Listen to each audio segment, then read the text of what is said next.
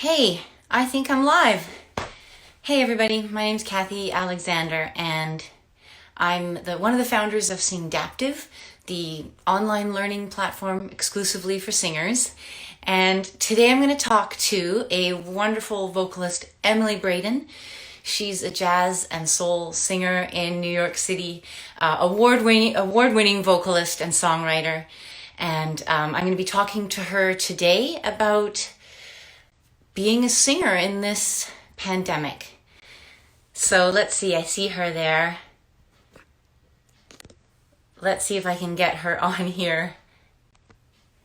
I'm going to just take a second for her to join. There she is. Hi. Hey, good to see Oh, you. me and my home haircut. That's what we got going right now. I saw that. So, was that stressful?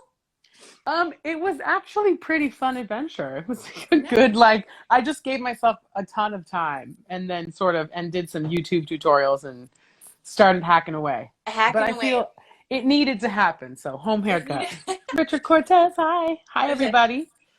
Yes, hi everyone who's joining us. I'm Kathy Alexander with Singdaptive, the online learning platform for singers, and we're talking to Emily Braden, the wonderful award-winning vocalist and songwriter in New York City.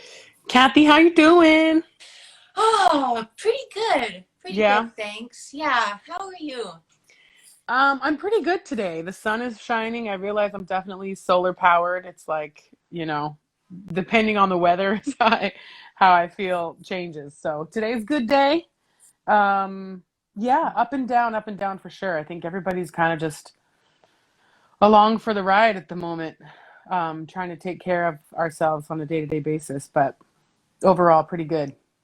Yeah, I really hear that with the ups and downs. And I think, I hope people who are singers who are listening and any kind of artist really who are tuning in now, like we all are missing our spaces where we would connect and share our passion with people. And yeah, there's definitely some ups and downs with that. I had a couple things, knowing that I was going to come and talk to you. I was thinking a lot about, what is it to be a singer in this time when you're isolated, when you're not playing with other people, or when that's not even an option, really. And there's so many things that sort of cross my mind about that.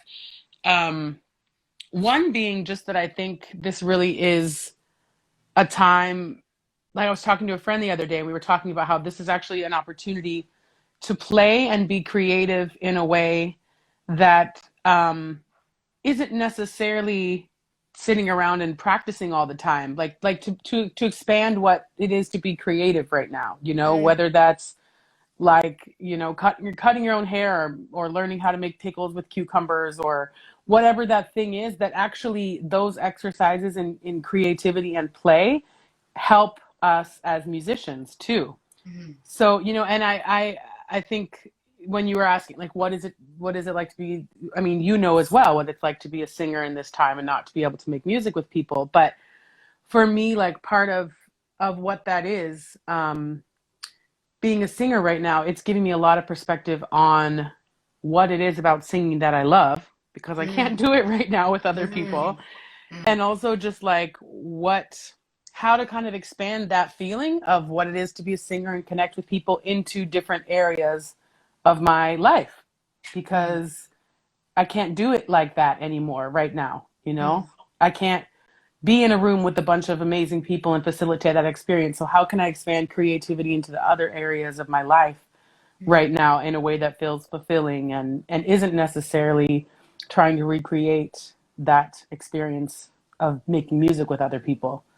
So I've kind of Wow. been like into that thought right now. Wow. I Yeah. mean, Well, yeah, I I think, am I am making music. I am doing some of the like distance social distance duos, I call them, and I am practicing guitar. But I feel like maybe, and there's been a lot of conversations around the obligation that some of us feel to be shedding and taking lessons every day and become the best singer ever. And I think part of what this moment is calling us to do is to really be present and to strip away a lot of those type of obligations right now, because really there's nothing to prove in this moment, you hmm. know? and what happens when there's nothing to prove. um, what can you do just because you want to? I really like how you talked about play and being creative.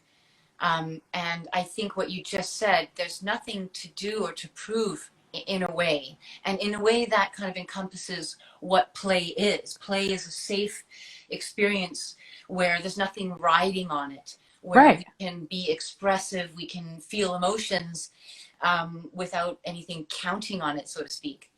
Yeah, and what does that, I mean, even vocally, because I have to say, when this first happened, I've just been having great conversations with my friends too about what this experience is to be a singer or a musician in this time. But one thing that someone said to me the other day is that um, this is definitely like almost like being a kid again, right? Because the expectations are gone. So the possibilities for just what it feels like to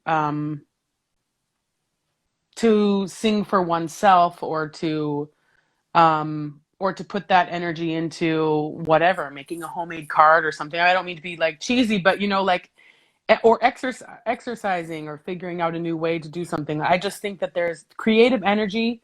Another friend said creative energy is the gift within creativity. So like, what do you do with that creative energy when it can't be spent in the same way that it normally has been? And for me, when this first started, there were the good 2 weeks, 2 or more weeks, where I didn't want to sing at all. And of course, it's like panicked a little bit. But I'm really into the idea right now that this time is actually the potential that we have in this time has somewhat to do with working on our crafts or getting better and practicing, because we have that time. But it also can just be so much more, like that practicing our craft isn't necessarily something you do overtly. Like Mm. that all of these other things, all of these other ways of playing and being creative and trying new things actually is building and strengthening what we do as artists. And I think a lot of musicians, artists of all kinds, sometimes can forget that because we're so focused on woodshedding, that piano part we're working on, or learning an instrument. But like you say, making a card or cutting your own hair, these other creative things we do to express ourselves. Like, is there anything else you've done that's been play or creative that maybe is not within the realm of vocal music? Is there anything else you can tell us? Absolutely.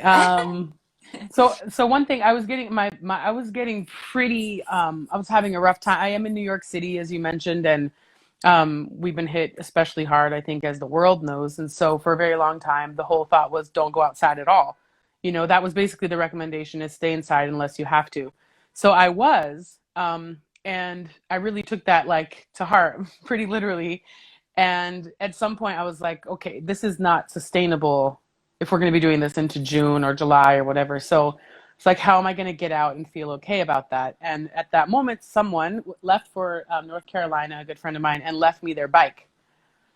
And I have never ridden a bike in New York City. New York City is a scary, scary place for me as far as bikes are concerned. But that has been like changing my entire life. And it does feel like when you're a kid and you're like around in the neighborhood, and you're gonna whatever, go hang out with a friend. Like, it has that feeling of like, I'm just gonna ride my bike just to ride my bike. I feel like as adults and grown-ups, we just don't, it's not even like I'm gonna go ride my bike because I gotta work out. Like, it's not even that feeling. It's like, I'm Mm. gonna go ride my bike because I wanna see the city in a different way. Like, I wanna, all of those things. I just wanna experience something different, and in and sort of just observe, to be in a Mm. space of observation, as opposed to a space of like accomplishment all the time, which I think New Yorkers for sure, but I also think artists have this pressure to always be accomplishing, to always be Mhm. striving. And there's nothing wrong with that kind of energy, but this is really giving me personally, like I said, I keep thinking about that idea that there's nothing to prove. So if there's nothing to prove, what can you do just because, and how can that strengthen your own creativity and appreciation for what we normally would be doing, of Mhm. a lot of us performing for an audience, or making videos, or recording in a studio, or whatever that might be. So riding my bike. I also like to just dance around in my room. that is like something that I've gotten pretty, I have I'm single and I don't have any kids. I have a roommate, but like I can kind of do that. So, you know, I can just put on some good music and dance around. And I feel like that helps me stay connected to music in a way that's Hmm. not necessarily directly making it, but so it's also kind of just like, yeah, using like connecting to my body and Mm. um, through music, and that's been a huge gift. And that's something that I remember doing when I was a kid too, like singing into the walls and dancing around to this music, like I had never, I'd never heard it before. So Mm. there's kind of that sense as well of just like play, you know. Yeah. Oh my gosh, it's so good. And so, what's your favorite song right now to dance around the room to? I'm releasing a single on June 5th. Yes. And I'm so excited. So that's another thing that's been really cool. But I Hmm. made this playlist. It's kind of a political anthem. It's like an uplifting political anthem. So I made a playlist to share with people of uplifting political anthems. It's like, oh, that'd be kind of cool. Like, this Ah. is the song that I made, and it's sort of like these songs, or it's in homage to these songs. And one of them is from a new artist, and it's called Liberated. And I can't Mhm. even think of the person's name right now, but that's a fun one to dance around the room Oh, too. cool. Yeah, it's Yeah. just like people getting liberated right now. So Oh my gosh. And I like what you said about the childlike aspect of it. And your children do stuff just because, yeah. you don't have anything to prove. And it's not an outward focus. It's more of an inward focus of just you doing stuff that's But creative and expressive. and don't you think, like, as someone who's putting together these tools for people to learn, that when it's like, if I think about when I've learned the most in my whole life, it has been in those times when I'm playing the most, when I'm doing it just because I want to, like when I'm singing along with Ella Fitzgerald at the age of 15 or whatever, just because I thought that was really cool. And I wanted to know what it felt like to do something like that, Mm. as opposed to like, I'm going to transcribe all of the Ella Fitzgerald solos that ever were. Yes. It just came from like a pure intention of being like, I really want to experience this. And that's when I really honestly have learned the most. And just like a child. And so for people who are just joining us right now, I'm Hi, Kathy. everybody. Hi, everyone. I waved at a few people. Um, I'm Kathy Alexander. I'm one of the founders of Singdaptive, an online learning platform for singers. And I'm talking to the amazing Emily Braden in New York, vocalist and songwriter.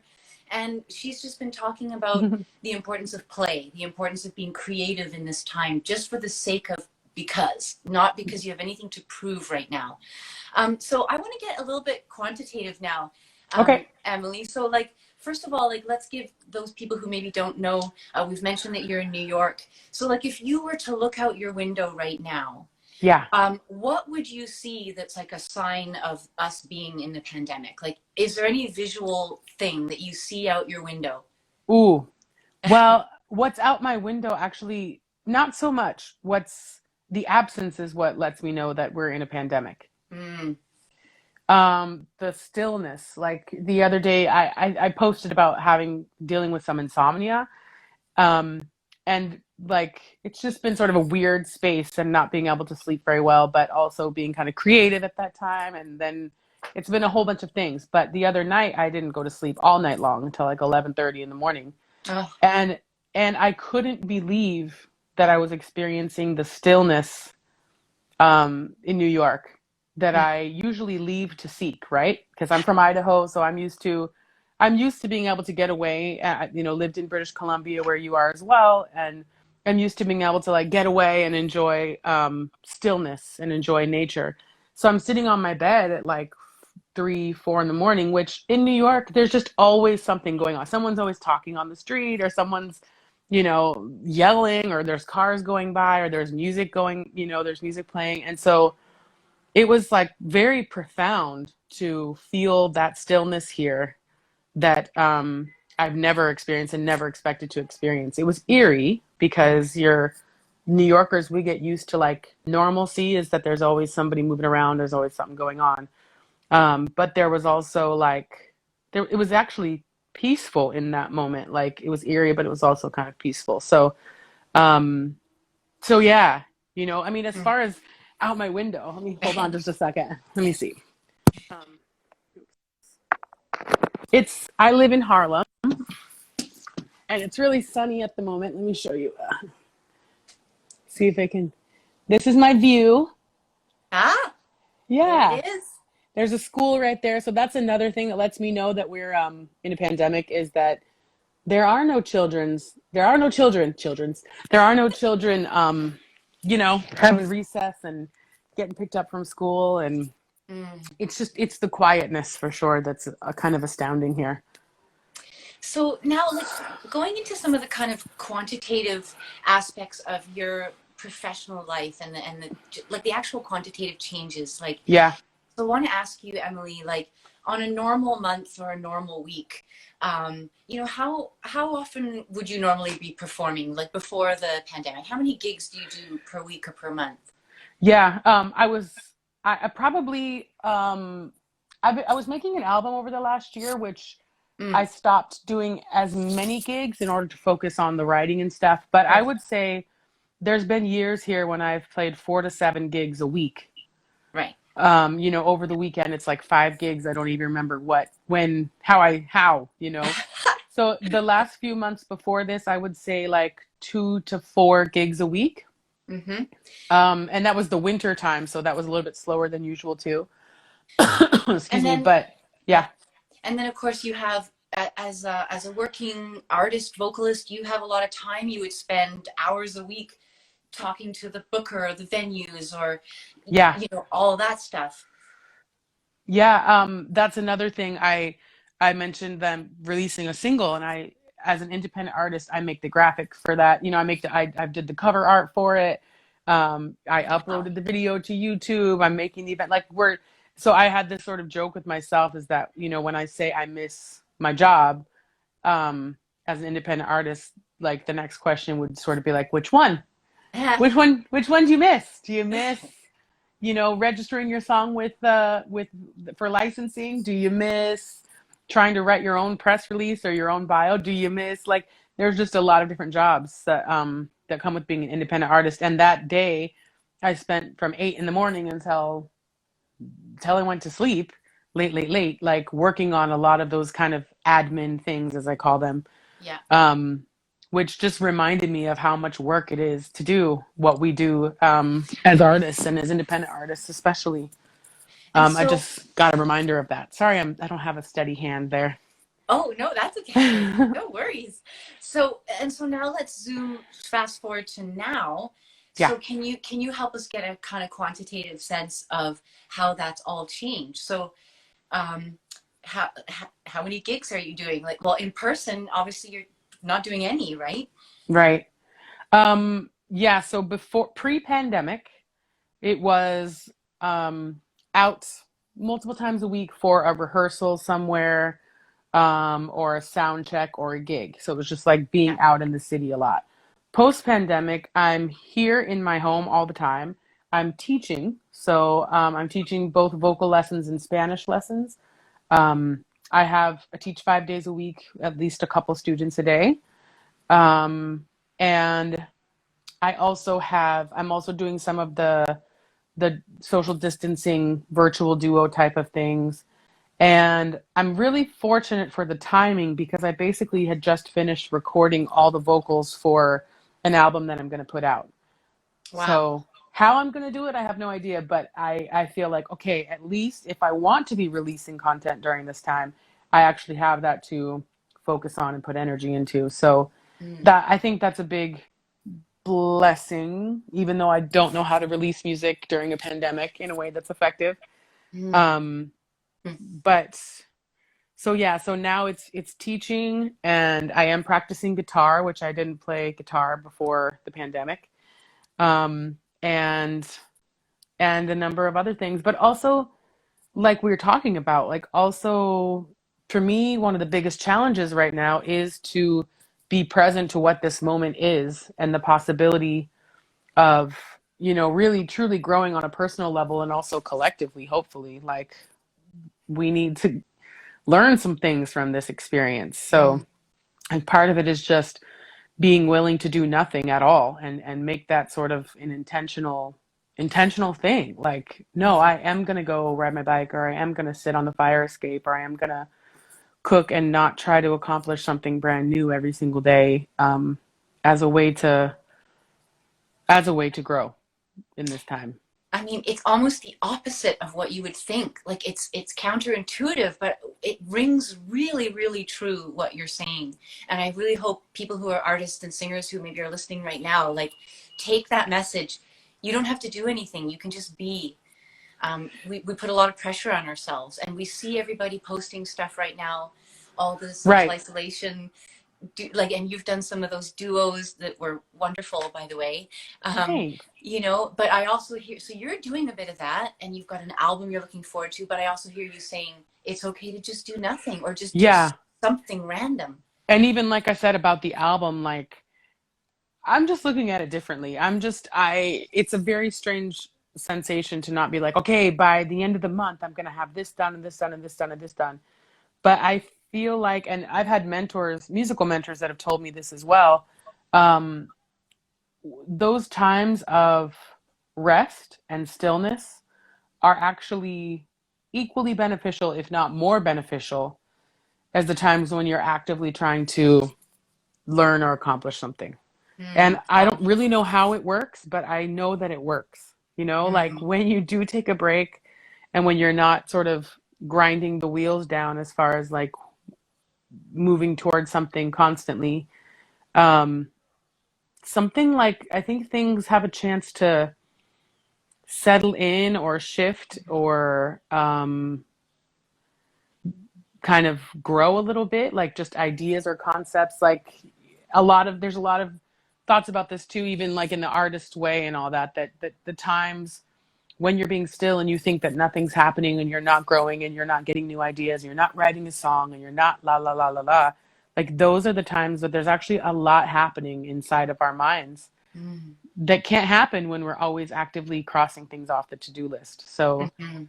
it's like it is counterintuitive because it's like I'm doing nothing and I'm so like intentionally doing it and it feels really beneficial. But I do think that doing nothing, you know, looking out the window, sleeping, whatever it is, that actually is a it's a part of the process that artists and that our culture wants to tell you is not important. And Mhm. I feel like I know I won't curse on our Instagram live, but I feel like forget that.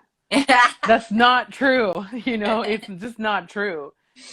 It is Yeah. really important to be still and to examine what it is in our culture that's telling us to always be doing stuff too. You know, I think a lot of people are examining big things like capitalism and the ambition culture and all that. And it's like, yeah, let's do look at that. Let's sit back and have a tea and like be like, what is going on here? That Mhm. human lives, you know, the value of human lives are not as important as how much you've accomplished or how much something costs. So like I think a lot of people are really examining those systems right now and Mhm. that requires stillness too, to acknowledge like, wow, we're in a really bad place culturally speaking. And there's also of course beautiful things happening too, but like to not just give in to the urge to always be crossing things off of the list. You know, I did this, I accomplished this, I posted this. Like to look at where we are, why we're here, and what we can kind of learn from it requires like some discipline to not always be trying to do stuff. Such good, you know, insight for artists and singers everywhere. Like, this is a chance to slow down and reflect, is what you're saying, And and to maybe stop, like it's fully stop. fully You stop. know, Yeah. in some ways, like that's part of the most exciting thing is to lean into the Mhm. potential for stillness because thoughts will come up and they're not all going to be easy. You know, they're really not going to be easy. Things about ourselves or things about how we're living our lives or things about in the systems that we live, like that stuff's going to come up and it may not all be easy, but it is valuable to look at. There's, you know, it's just, yeah. And what about even physical healing? Like, I mean, I often think of singers who are gigging 4 to 7 times a week, like you say, like yourself, Yep, and vocal health. Have you experienced this as an actual physical rejuvenation, a time to just rest your voice? absolutely. Um, like I know I talked to you back in November, I had a small vocal injury and have been working through that little by little and was able to sing through it and make progress. So in a good place vocally, but um, that I have a vocal therapist. And when this happened, we were talking about it. And she was like, the good news for a lot of singers right now is that they're not expected to do superhuman things with their voice every single day. And this can be really a chance to rest, which I think is actually a point to bring up right now is that because I was talking to her about this, it's not resting completely. So, like, literally right next to my bed, I have my straw. I have Yes. my, so the straw exercise is to keep the voice in shape, like to keep doing some of those exercises, but to let it rest and to, practice good vocal health, practice some technique things in this time when you're not performing, and also to appreciate the time that your voice has right now to rest. So. And I love what you say. It's always important to point out that resting the voice doesn't necessarily mean silence. Fully Like stopping, right? yeah, we continue to use our voice even when our voice is resting. And like you say, I could pull out my straw from right here Yeah. in my cupboard as well. So doing some of the vocalizing and the therapeutic vocal work that helps to restore that health and flexibility. Yeah. And then also, for me, it's like going back to just using my voice for myself. Mm. Like making, singing can be so therapeutic. It can be therapeutic on a lot of different levels. It can be very therapeutic to sing for people, but it can also just the vibrations of making sound, not to be too West Coast about it, but you know what I mean? Like just making sound is good for our body. The vibrations affect our mind. They affect our physical body. They release energy just to make sound. So I've been kind of exploring that because I'm so used to performing that it almost was automatic. Like every time I was singing, there was a connection to performance. So I've kind of been examining that, like that my singing isn't always connected to performance and that I can sit and play two chords on the guitar, literally two chords for an hour and sing over those chords just because, and not just because it feels good to me physically or it feels good to my heart to sing a little bit just for myself in a way that's not performative at all. So kind of enjoying that too, I mean, yeah, that's amazing. Like someone who performs so much and your performing is how you pay the bills, right? Like, Yeah, so like and you it's how say, I interact with the world. Like that's just yeah, it. Yeah. Yeah. yeah. And then for you to hear you also say that how important it is to just be singing without that in mind at all, just purely for yourself. And Yeah. because it feels good and sounds right. And I think in a time of stress that we all feel in this pandemic, I think play and like you say, doing something just for yourself is a really important way that we can all actually cope and kind of handle the emotions we're feeling. Yeah. I don't know how other singers are feeling. I'm sure we have some singers in the room right now, but um I feel like singing, I'm also realizing that singing is in the same way that exercise or meditation or hi Sarah, oh sound weave. Hi, my friend Sarah. Um yeah, so it's the same way as meditation or exercising or any kind of practice, right? Singing, those of us who perform or who sing even just for ourselves, there's something that happens for us physically and spiritually when we sing. So I started to realize when I wasn't singing as much um, that I needed that release. I needed just to, and so I started with, I told you at the beginning, I didn't really want to sing at all when this Yeah. happened. And I Yeah. started literally just making myself or asking myself gently to sing Mm. like whole notes, just Mm.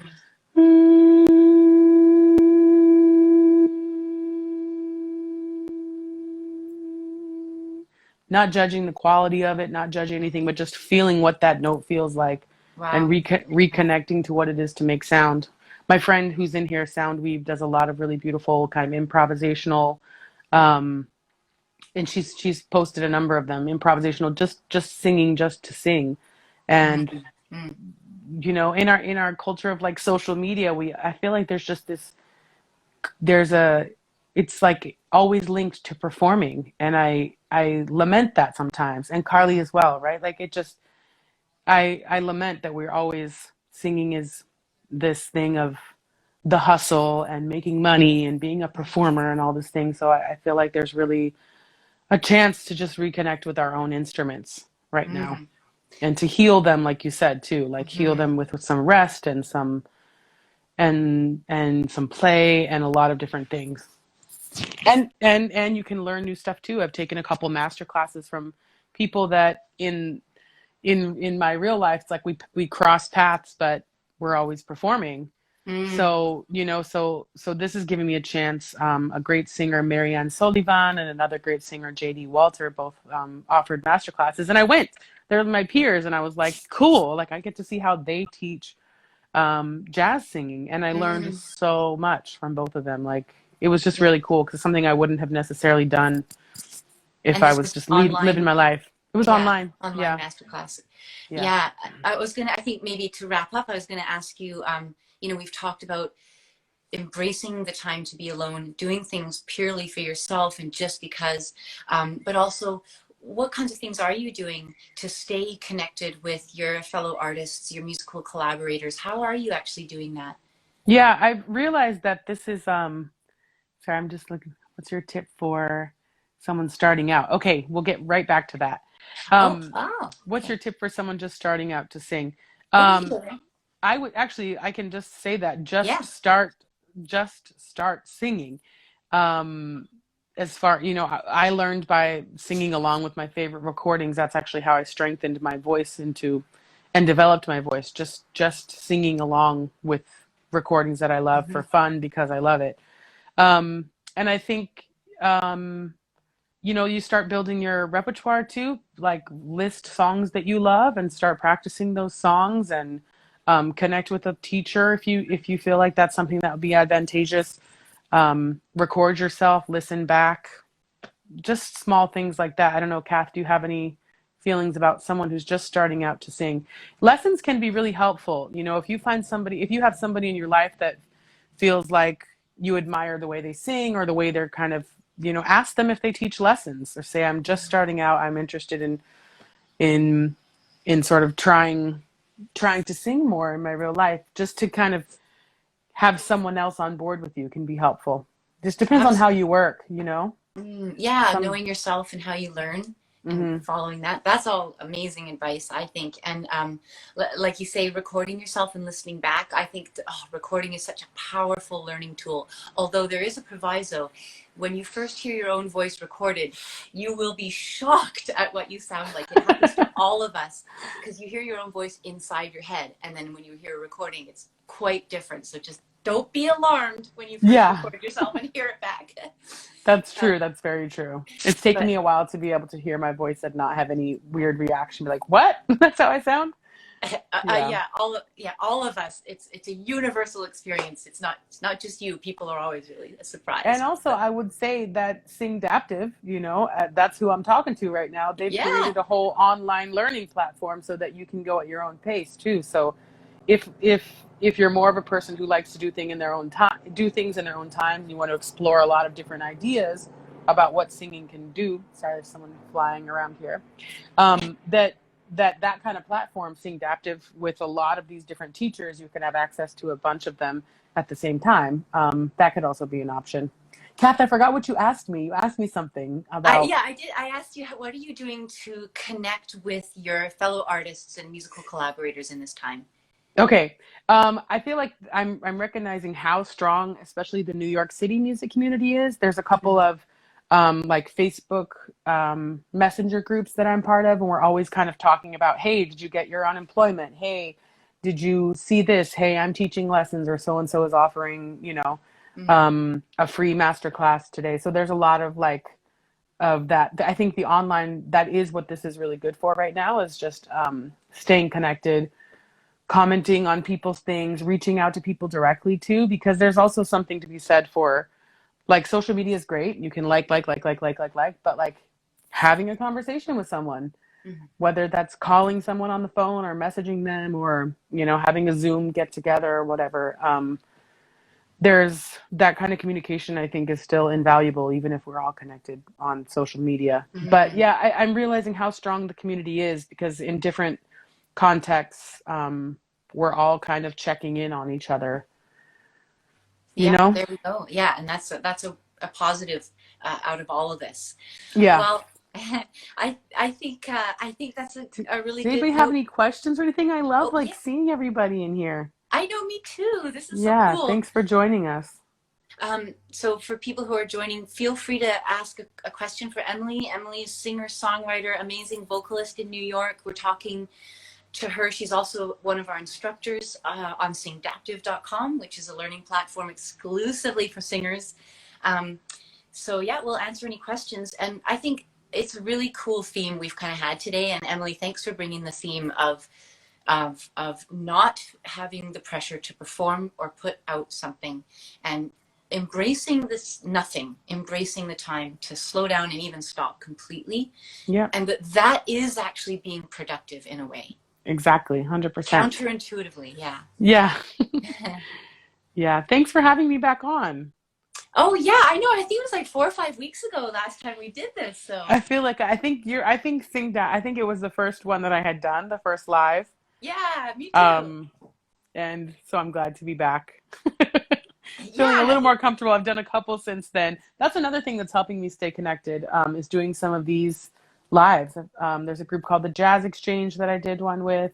My friend Richard Cortez, who used to run a session every Tuesday, he also did a live. We had a really fun live. So that's a nice way. This kind of technology is great. What is something that has changed in your daily schedule that has been life-giving during this time? So many things. Definitely the time I have to, um, well, practicing the guitar. I was always like, I don't have time for it. I'm never going to be good enough. Everybody else is really good already. I shouldn't worry about it. And this, like, the guitar has been my best friend during this. It's been really therapeutic. And also cooking every day for myself, which is something I miss about New York too. Like my life, I basically ran on dumplings from Chinatown and, like food from around the world every single day. But cooking for myself, I think that's really healing and really therapeutic. So, every meal, every day, cooking, it's been something that, yeah, has sustained me and helped keep my mind and body right for sure. well, and you talked about being creative and expressing yourself as an artist, but in non-musical or non-vocal ways That as being too, yeah. just as valid. So cooking can be creative, gardening can be creative, or like Yeah. you say, riding your bike in New York City can be a real adventure. Yeah, I get back inside, I'm like, whoa, that was wild. But there's like not as many people out. There are a lot of hills in Manhattan that I was not aware of before now.